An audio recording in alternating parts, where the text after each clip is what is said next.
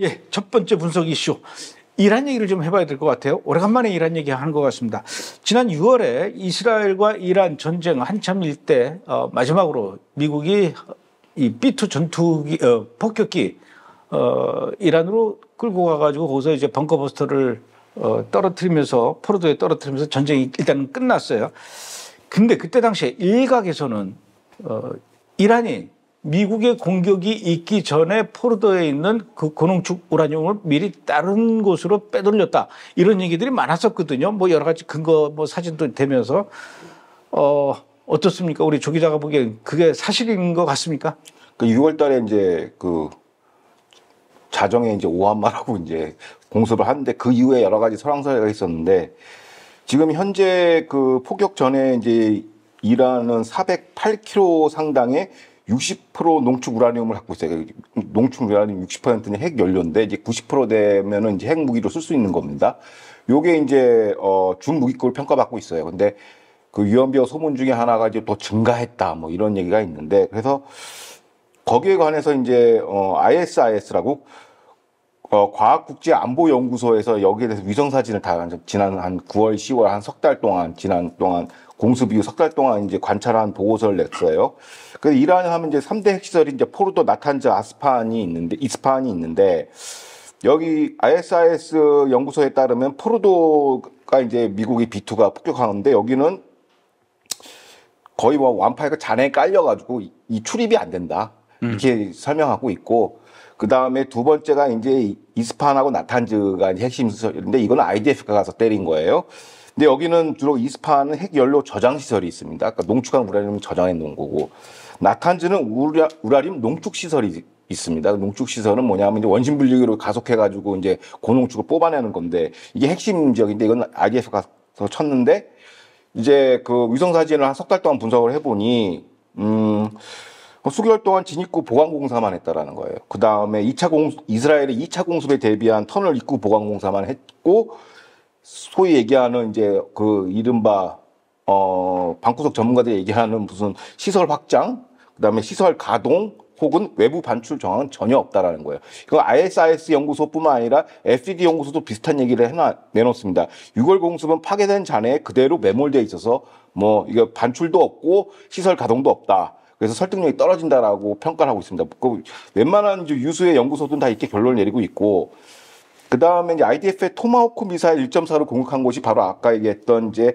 이스파한이라고 나탄즈인데 이게 어떻게 보면 벙커버스터보다 B2보다 더 파괴력이 크다라는 거예요. 왜냐하면 토마호크는 순항 미사일이거든요. 이걸 1.4를 여러 대를 거의 입구에다가 떨어뜨렸는데 그게 무슨 얘기냐면 처음에 이렇게 부셔놓고 순항하니까 안에 휘짓고 다닐 수가 있다는 거예요. 계속해서. 그래서 파괴력은 어마무시하고 이게 지금 수습이 안 된다는 얘기예요, 사실상. 그래서 여기서 외부 반출 혹은 시설 가동 이거는 좀 틀린 얘기다라는 것이고 또 최근에 ISIS 연구소에서 공개한 자료가 있습니다. 그러니까 칼리에 연구소가 있는데 일렉트릭이라고 R&D 단지가 있습니다. 여기서 하는 데가 뭐냐면 그 아까 얘기했던 원심 분리기 고성능 이거를 생산하는 R&D 단지예요.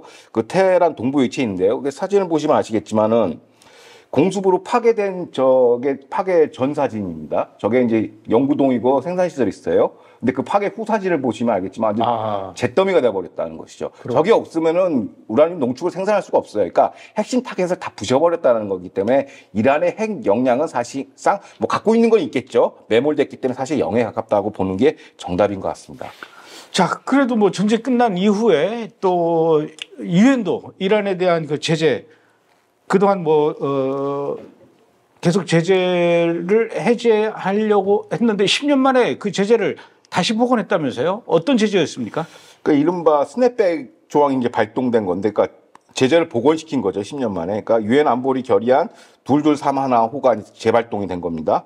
그 내용이 뭐냐면 이란에 대한 무기 금수 조치, 무기를 판매할 수 없다, 이란에 대한. 그다음에 우라늄 농축 및 재처리 금지, 탄도미사일 기술 이전 제한, 그다음에 제재 대상 관련 기관 및 개인에 대한 자산 동결 이게 좀 무서워요. 그러니까 IRGC 수뇌부, 하메네이 모든 그 사설 통장, 개인법인, 금융 이런 거래 이걸 다 통제하겠다는 얘기예요.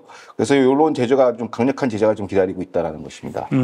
이게 그 제재가 사실은 2015년인가 그 이란과 그 핵협정 맺으면서 했던 제재안을 그렇죠. 이번에 이제 그 제재안을 그때 당시 많이 좀 풀어줬는데 이걸 다시 이제 예전으로 돌아갔다 이 얘기죠. 그렇죠. 자, 이란이 이스라엘하고 미국으로부터 그렇게 공격을 또 받았고 유엔으로부터 제재도 다시 또 복원되고 이 정도면은 이란의 그 최고 지도자 하메네이도 이젠 우리 고농축 프로그램 포기하고 미국과 협상에도 적극적으로 나서겠다 이래야 되는 거 아닙니까? 근데 하메네이 최고 지도자의 반응을 보면은 조금 좀 완전 강성 발언을 지금 내놓고 있어요. 절대 핵을 포기하지 않겠다. 미국과 핵 협상에도 기대를 걸고 있지 않다.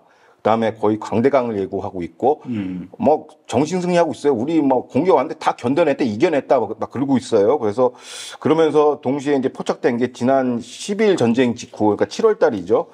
그러니까 그 당시에 이제 이스라엘 공군이 가서 이제 이란의 그 방공망을 거의 막 해체시켜 놓지 않았겠습니까? 공습해서 그 파괴된 방공망을 복원하기 위해서 중국으로부터 HHQ 9B라는 지대공 미사일을 새로 지금 도입을 했어요. 사서 돌았고 결제 방식은 뭐냐면 이란산 원유로 이제 맞교환을 한 겁니다. 그래서 지대공 미사일을 강화시키고 있고 또 하메네이 또 최고 그 칙령 중에 하나가 뭐냐면 미사일 사거리 제한을 해제한 거예요. 기존에는 한 2200km 사거리 제한을 걸어두고 있거든요. 이게 그러면 이제 중동 반경은 다 들어와요. 근데 이거를 해제해서 이제 우리도 12,000km 장거리 대륙간 탄도미사일을 하겠다라고 지금 얘기를 하고 있습니다. 최고 지도자의 명의로 성명이 나왔죠. 뿐만 아니라 극초음 미사일도 이제 대량 생산 체제로 간다는 거예요. 그러니까 초기 단계 그 파타계열 그 극초음 미사일이 있었어요. 그래서 그 6월 달에 12일 전쟁 당시 이스라엘에다 공격을 했는데 그게 한 10분 만에 도착을 했다고 해요. 텔아비브만에. 그리고 그게 돌파를 했고 사실상. 그래서 그런 걸 더 개발하겠다면서 강성발을 이뤄놓고 있고 뿐만 아니라 핵무기 개발은 물론 붕괴된 시아파 초승달 벨트를 복원하겠다라고 해서 엄청나게 지금 거창한 10월 7일 이전 상태에 되돌리겠다고 하메네이는 지금 강성 발언을 늘어놓고 있습니다. 야, 이 정도면은 다시 뭐 이란이 이스라엘하고 2차 전쟁도 할 수 있다. 뭐 이런 식으로 협박하는 거나 뭐 다름없어 보이는데 이란이 이렇게 강경하게 나오는 이유는 또 뭡니까? 그러니까 결론부터 얘기하면 이제 내부 단속용이에요. 그러니까 왜냐하면 이제 내부 문제가 상당히 심각해요. 어느 정도냐면 일단 먼저 수뇌부부터 얘기할게요. 12월 전쟁 실패에 대한 책임을 강원파, 강경파, 온건파가 서로 네 책임이라고 지금 싸우고 있어요. 거의 뭐 내전 수준이라고 얘기합니다. 그러니까 이란 매체를 들여다보면 이런 얘기가 나와요. 이제 정권의 그 안보 보안 수장하고 온건파 전 이란 대통령 하산 로하니라고 기억나실 거예요. 그 둘이서 엄청나게 지금 싸우고 있다라는 거예요. 책임 소재를 두고서 12월 전쟁 폐해석을 통해서 오히려 그래서 IRGC의 기관지인 일간 자반이 나서서 양쪽에게 휴전을 요청해서 그만 싸워라. 자제를 요청하고 있다는 거예요. 수뇌부 간에도. 그리고 또 어떤 게 있냐면 또 강경파가 그 지난 2015년에 그 JCPOA 그 핵협정을 주도한 그 협상가 이란 외무장관 자리프한테 또 성토를 하는 거예요. 그때 협상을 엉망으로 해가지고 스냅백, 대이란 제재 복원 조항이 지금 나온 거다. 그걸 왜 조항을 넣냐? 네가 협상을 잘못해서 그렇다면서 또 자중질환이 일어나고 있고 수뇌부는 사실상 만일에 대한 투쟁인 상황입니다. 안에서는. 그래서 이런 어떻게 보면 내부가 시끄러우니까 이 단속용으로 외부로 이 시선을 이제 외부로 돌리는 거죠. 이스라엘 공격하자 뭐 이런 식으로 해서 이걸 좀 다독이려고 하는 게 하마네이의 어떤 속내라고 현지 전문가들은 분석하고 있습니다. 그럼 우리 조 기자님께서 보시기에 이게 지금 내부 문제가 단속이 잘 안 되면은 결국은 이 내부 문제의 시선을 밖으로 돌리기 위해서 이스라엘한테 도발을 할 가능성도 있을 것 같습니까? 지금으로 또 이제 후속 말씀드리겠지만 제로에 가까워요. 제로에. 예. 아니 왜냐면 우리가 썸네일에다가 가능성은 그렇게 물어봤기 때문에 제로, 빵. 알겠습니다. 뿐만 아니라 이란은 우리가 알기로는 그 이란의 수도를 테헤란으로 알고 있었거든요. 이란의 수도 테헤란. 그래서 우리나라 서울에도 테헤란가 있는 건데, 근데 최근에 이란의 수도를 다른 데로 옮겼다는 얘기가 있어요. 진짜입니까? 최근에 이제 수도 이전을 결정했습니다. 그 수도 이전 최근 상황이에요. 결정을 한 거군요. 네, 최근 상황이에요. 그러니까 왜 그러냐면 물 부족. 과거에도 우리가 한번 보도해드렸지만 물 부족 사태가 심각하다. 이게 이제 제국을 망가뜨리는 어떤 제국 붕괴를 촉발하는 게 물 부족이다. 중동에서는 석유보다 더 중요하다라고 말씀을 드렸는데 물 부족 때문에 수도 이전을 한다는 거예요. 지금 공식적으로 테헤란 수도를 이제 어떻게 남부 막하는 해안지대로 옮긴다는 거예요. 그러니까 이게 지하수를 막 오남용하다 보니까 지반 침하가 있나 봐요. 그래서 과거에도 말씀드렸지만 거의 뭐 저기 하수물로 지금 세수하고 빨래하고 변기통물로 세수하고 양치하고 설거지 한다는 거예요. 지금. 그러니까 이게 안 되니까 국가 비상사태 그때 선포를 했는데 한 6, 7월 경에 제가 보도했을 때 했는데 이제는 이제 한 발 더 나가서 야, 이제 안 되겠다. 수도 이전하자라고 가는 것이고 원인은 뭐 그때도 말씀드렸지만 지하수 난개발, 인구 과밀, 댐 개발 지금 4대 댐 저수량이 87%로 급감해 있답니다. 그래서 사실상 수도 이전을 결정할 수 있는 게 마지막 수라는 것이죠. 그래서 그 정도로 이제 그러니까 내치도 엉망이라는 거죠. 수뇌부도 거의 폭망 직전이고 여기도 마찬가지라는 것이죠. 그러니까 테헤란에 물이 없어서 결국은 다른 데로 갈 수밖에 없다라는 그런 상황인데 그 얘기는 다시 얘기해서 제가 보기에는 테헤란 시민들 니들은 그냥 물 없는 데로 여기서 살고 우리 지도자들은 물 있는 데로 옮겨가야 되겠다. 그런 거 아닙니까? 비슷하겠죠. 제일 먼저 이사하고. 그러니까 이 최고 지도자들이라든가 이 IRGC 그렇죠. 이슬람 혁명 수비대 얘네들만 다른 데로 도망가겠다. 참 왜 이럴까? 지금 이란의 경제도 굉장히 많이 심각하다면서요? 그러니까 최근 이제 그러니까 6월 폭 공습 이후에 이제 많은 뉴스가 나오고 있는데 오랜 기간에 이제 이란 제재 경제 제재 때문에 이미 이제 예상은 했죠. 이란 경제가 폭망이라는 걸. 근데 어느 정도 심각하냐 보니까 오래된 그 경제 제재로 인해서 인플레이션이 장기화됐어요. 인플레이션이 40%거든요. 국제 정치학을 좀 공부하시면 알겠지만 인플레가 40% 넘으면 폭동의 레시피예요. 이거는 혁명의 레시피인데 인플레이 40% 났기 때문에 자국 통화 리알을 갖다가 화폐 개혁을 추진한다는 거예요. 그 무슨 얘기냐? 화폐 단위에서 0을 4개를 줄인다는 거예요. 그 무슨 얘기냐면 지금 10,000리알이 1리알이 되는 거예요. 10,000분의 1 수준으로 이제 깎아버리는 거죠. 그러면 이제 그 기존 이제 평균 그 국제 거래 환율이 어떻게 되냐면 1달러당 115만 리알이에요. 그게 창피하잖아요. 그러니까 이거를 또 감추기 위한 꼼수라고 이제 현지에서는 얘기하고 있고, 이게 다 근본적인 이유는 경제 제재가 시작됐고 이거에 대한 채비를 하는 것 같습니다. 그러니까 인플레이션이 오르니까 화폐 가치를 디노미네이션 해가지고 버티겠다라는 이제 이거고, 그 현지 경제학자들 이런 얘기를 해요. 이건 형식적인 조정일 뿐 통화 정책이나 물가 억제 수단은 되지 않는다라는 거예요. 그 경제 제재를 대비한 식으로 내부 지금 결석을 하고 있는 중이라는 것이죠. 제가 한 20여 년 전에 터키를 갔어요. 거기 가니까 너무 인플레이션이 심해가지고 터키 가서 이제 터키식 커피 한 잔 마시는데 돈을 몇백만 리알 그때 그 리라인가 터키시 터키 돈을 내는데 몇백만을 그 돈을 뭉태기로 줘야 커피 한 잔을 먹는 거예요. 지금 이란이 딱 그 꼴인데 자 이란의 경제가 이렇게 폭망하고 막 엉망이 된 데는 결정적으로 이슬람 혁명 수비대 그 이란의 최고 지도자인 하메네이가 그렇게도 끔찍하게 좋아하는 IRGC 이 IRGC 책임도 굉장히 크다라고 해요. 왜 이런 소리가 나오는 겁니까? 책임이 큰 정도는 원흉이죠. 원인이요, 원인. 그러니까 이란은 IRGC가 혁명수비대가 일반 우리 이제 군만 생각하는데 IRGC가 정유, 가스, 통신, 사회, 간접 모든 인프라를 통제하고 있습니다. 그러니까 무슨 얘기냐면 중국하고 비슷해요. 중국의 PLA라고 인민해방군이 텐센트의 사실상 실소유주거든요. 그러니까 군이 모든 이제 공기업을 다 갖고 있는 거야. 군 치하에서 이제 직접 통제를 하는 거죠. 이게 독재국가 이 특징이 이거예요. 그런데 IRGC는 이란의 60개 항만 시설을 통제하면서 여기서 이제 소위 얘기하는 이제 리베이트를 받는 거죠. 뇌물 창구로서. 그거 엄청나게 돈 해먹고. 그 IRGC 장교들은 정부 조달 사업도 이제 주도하고 있습니다. 그래서 보통 우리가 정부 조달이라면 선진국, 우리 일반적인 이제 자유주의형 선진국이면 경제 입찰로 들어가지 않습니까? 가장 최저가로 입찰을 한다든지. 근데 여기는 경쟁 입찰이 아니라 수익 계약이에요. 자기가 찍는 거예요. 너 계약 네가 해. 그러면서 리베이트 엄청 챙기고 거의 뭐 부패 뇌물 경제의 온상이 되고 있어요. 그래서 최근에 앞서 얘기한 그 물 관리도 모르는 그 이유가 뭐냐면 물 관리 실패, 물 부족 관리 실패가 뭐냐면 바로 댐 관리 인허가권을 IRGC가 쥐고 있어요. 어허. 안보 사항이다. 해가 자기네들이 인허가권을 쥐고 있으니까 댐을 무분별하게 60개를 막 져버린 거예요. 물 관리를 안 하고서.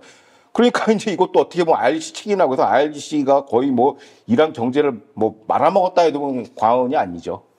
그래서 아까도 말씀드렸듯이 걱정되는 것이 이란의 경제 문제가 심각하고 또 이런 내부적인 갈등, 자기네들끼리 치고받고 싸우는 이런 내부적인 갈등, 분명히 이런 상황을 두고 이란 국민들도 불평불만이 지금 한두 가지가 아닐 것 같은데 이걸 모면하기 위해서, 이걸 회피하기 위해서 이란이 오판을 해서 외부로 이 시선을 끌고 가게 하려는 그런 시도를 하지 않을까.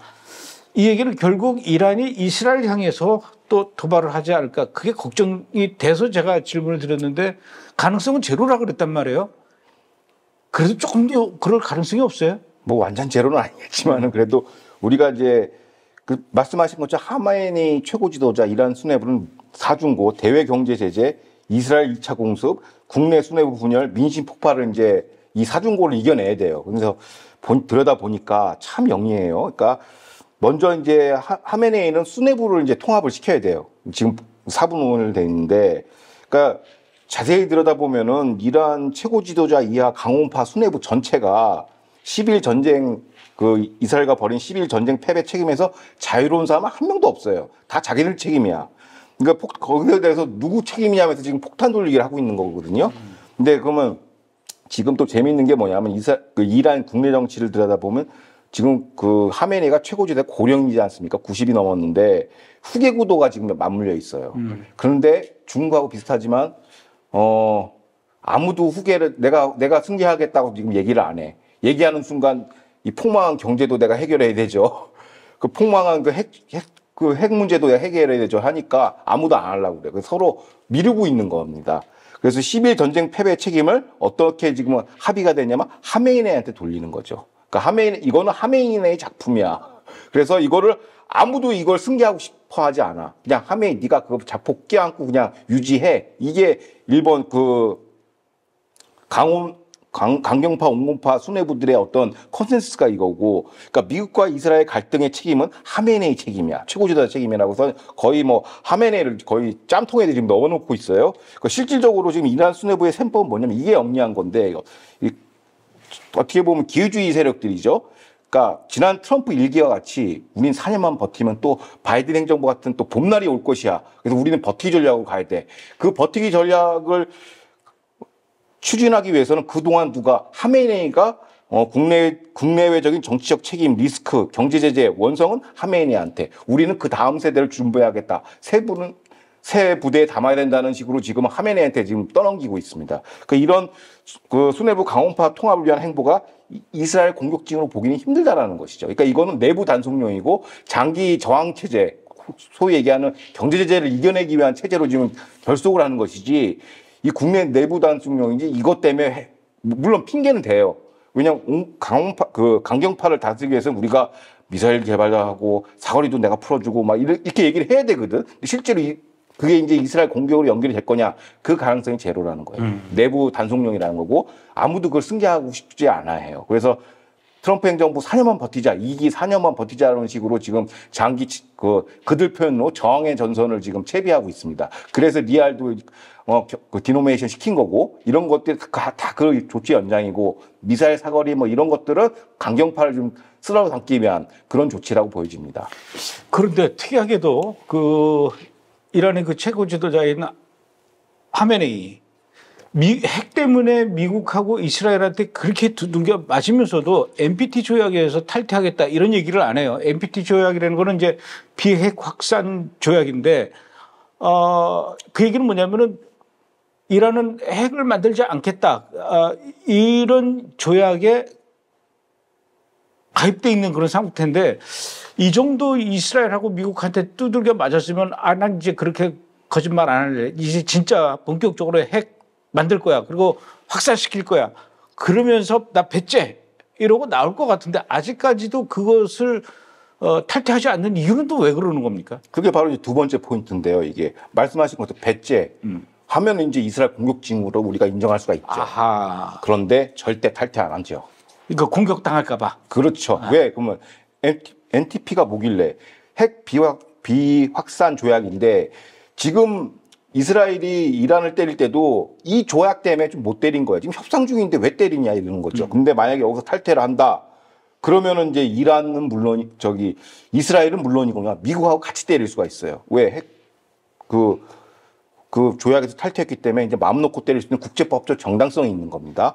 왜? 이게 이제 핵 개발로 가기 시작하면 어떻게 하냐면 그럼 사우디 나도 핵 개발할래, 터키 나도 핵 개발할래, 핵 도미노가 된다고요. 그러면은 이거를 미국이 방치할 수가 없죠. 이스라엘도 물론. 그러면 국제적인 이제 정당성이 확보가 돼서 이제 마음 놓고 두들겨 패는 거예요, 완전. 그래서 지금 뭐 잔존 핵시설 얼마 있는 거 그것까지 다 싸그리 다 걷어낼 수가 있는 겁니다.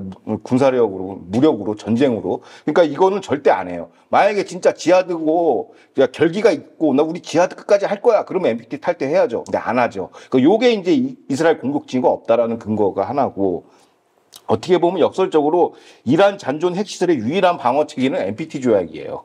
이걸 해놓고서 이제 협상하게 한 해 만에 시간 질질 끌어가지고 이제 트럼프 4년을 이제 버텨내야겠다라는 그 전략을 지금 쓰고 있는 것이죠.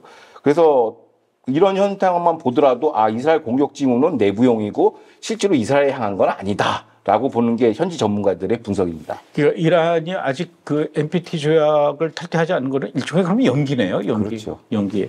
자, 그런데 지금 오히려 이란에서는 이슬람 혁명 수비대 IRGC가 이란 국민을 향해서 예전보다도 더 아주 강력하게 철권 통치를 하고 있다, 통제를 하고 있다, 이런 얘기가 있어요.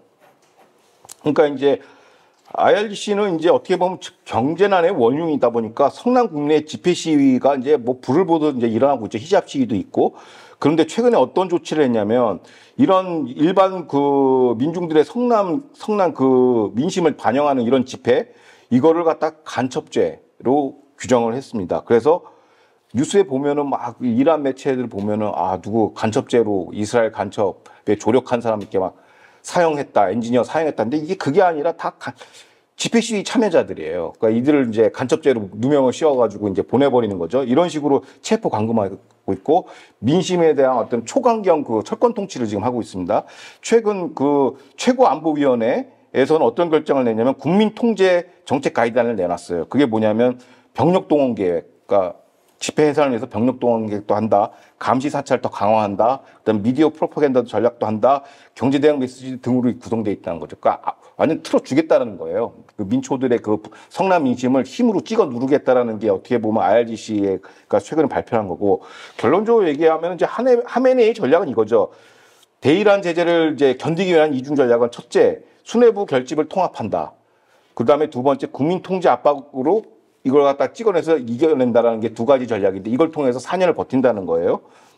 그러니까 어떻게 보면 이거는 중동식 침대 축구라고 보면 버티는 거야. 그냥 누워가지고 그냥 그래서 침대 축구 지연 전략을 쓴 거예요. 그러니까 국제사회와 대화와 타협 이런 거보다는 이제 불확실성, 장기전을 이제 채비를 갖고 있다라고 현지 분석가들은 보고 있고, 대외 협상보다는 이제 트럼프 행정부 끝나기만을 기다리는 거죠. 근데 여기서 문제가 되는 건 뭐냐면은 트럼프 행정부 끝나면 제이디 벤스라는 더 독한 사람이 기다린다는 거. 그러니까 이거는 이 마가 노선은 10년 이상 가거든요. 그러니까 얘들은 이제 끝났다고 보면 돼요. 사실상 이제 말려 죽는 거죠. 그러니까 전문가들이 이렇게 얘기해요. 이게 소련이 내파됐을 때 과정하고 비슷하다고 그래요, 이란을. 그러니까 이렇게 안에서 이제 망가지면서 내파되면서 터져나면서 국가가 이제 소멸될 것이라고, 장기적으로. 단기간에 무너지지 않지만 장기적으로 그렇게 될 것이라고 예측하는 사람들이 꽤 많습니다. 그 이란하고 이스라엘하고 전쟁할 때 이스라엘 전투기들이 이란의 그 테헤란 인근에 있는 교도소를 공격했단 말이에요. 교도소의 문 쪽을 공격해서 그 안에 있는 이란의 반정부 이사들 탈옥시켜가지고 좀 니들끼리 어떻게 해서 좀 엎어봐라. 막 그런 의도였을지 모르겠지만, 이란은 현재 지금 불확실한 장기전을 꿈꾸고 있고, 그러면서도 핵은 포기하지 않으려고 하고, 또 이란의 국민들 내부 문제는 또 심상치 않고, 분명히 이런 것들을 이스라엘도 알고 있을 거란 말입니다. 파악하고 있고. 그렇다면 이스라엘 입장에서는 어떻게 대응해야 되는 겁니까? 그러니까 이제 여러 싱크탱크는 이런 주문을 해요. 그러니까 이란 겁박은 그 내부 뭐 집단소 그쪽 집안 문제고, 이스라엘 관점에서는 약간 이제 10일 전쟁 승리에 약간 취해 있으면 안 된다. 그러니까 전문가들이 이렇게 지적을 하며, 지금 현재는 약간 이란 컨테인먼트, 이게 봉쇄예요. 봉쇄하는 전략에서 좀 공세적인 압박을 해야 된다고 지금 추구하는 것 같아요. 뭐 가서 군사력으로 때리라는 얘기가 아니라, 그럼 어떤 압박을 해야 되냐면 이스라엘은 대이란 경제 제재에 동참해야 된다는 것이죠. 그러니까 이게 대부분 이제 중국이랑 연관된 회사가 많아요. 그 무기나 금융이나 이런 것들을. 거기에 대해서 이제 경제 제재를 철저히 내려야 된다. 그럼 중국 기업에 대해서 이스라엘도 적극적으로 나서서 사이버 공작을 해야 된다는 것이고, 중국은행, 해운회사, 기술회사 같은 경우. 그다음에 이스라엘은 지난 헤즈볼라 했던 삐삐 공작과 유사한 이란의 그 방위 사업체, 방산 이제 복합체를 파괴하는 그런 이제 치밀한 공작을 세워야 된다라는 거예요. 삐삐 공작에 준하는. 그러니까 뭐 이란 방위 사업 제조 데이터 및 생산 소프트웨어를 갖다가 오작동을 시킨다든지 사보타지 공작을 한다든지 그 대리 세력을 복원하는 걸 다 차단하는 이런 좀 수면 아래의 그림자의 그림자 전쟁 같은 걸 해야 된다라는 것이죠. 대놓고 이제 무력 행사하면 좀 이제 여론도 안 좋고 하니까 이런 식으로 좀 해체해야 된다는 거고, 그 다음에 이란 지금 정권의 최대 주적은 어떻게 보면 제일 무서운 게 이란 국민들이거든요. 아까 이란 국민들한테 이제 어떤 선무공작 말씀하신 그런 민중봉기 일으킬 수 있는 여러 가지 프로파간다를 이제 해야 된다라는 거죠. 예를 들어서 이제 이런 거죠. 이제 이란이 극초음속 미사일 핵무기 개발이 아니었다면 이란 국민들은 깨끗한 식수를 마실 수 있었다. 뭐 이런 식으로 이제 막 네티냐도 그 기자회견 하면서 물 마시면서 얘기하지 않습니까? 이거 이란 국민들 물 마시면서 이제 이란 국민들 핵 개발 안 했으면 물 마실 수 있는데 막 이러면서 꿀꺽꿀꺽 마시거든요. 그런 식으로 이제 선무공작을 해야 된다는 거예요. 지금 약간 소강 상태거든요. 뭐 하마스 때문에 좀 바쁘기도 하지만 요거 좀 계속 이제 좀 피치를 올려야 된다라는 게 이제 현지 전문가들의 분석입니다. 이란 국민들이 좀 봤으면 좋겠어요. 아, 너무 맛있는 물. 자, 미국의 도널드 트럼프 대통령은 이런 상황에 대해서 뭐라고 얘기합니까? 그러니까 이란도 이제 아브라함 협정에 참여하기를 바란다. 이란이? 예, 이란도. 그럴 수가 있나요? 그러니까 이게 감독님 이 마시는 거 좀 야진 얻는 거죠. 아, 물을 올려놓고 해야 되겠다. 야, 그런데 뭐 가입의 최소 조건은 핵 포기 등 주변국과의 관계 정상화 해소인데, 그러니까 그런 것처럼 안 되는 거 알면서 이제 던져 놓는 거죠. 그러니까 트럼프 전략의 핵심이 이런 겁니다. 이제 첫째도 두 번째도 확대 아브라함 협정이에요. 그러니까 미국의 그 어떤 그 세계 전략을 보면은 2차 대전 전후 질서를 미국이 또 설계했고요. 냉전 전후 질서를 설계했는데 이제는 트럼프가 내가 이제 새로 설계할 타이밍이다라고 보는 거예요. 세 번째, 이른바 마가 미국 우선주의 세계 질서 재편인데 거기서 하부 구조, 거기서 핵심 중동 전략이 바로 확대 아브라함 협정입니다. 확대 아브라함 협정을 해야지 이제 자기 트럼프 시그니처 이제 세계 전략이 나오는 것인데 이른바 트럼프 독트린이죠.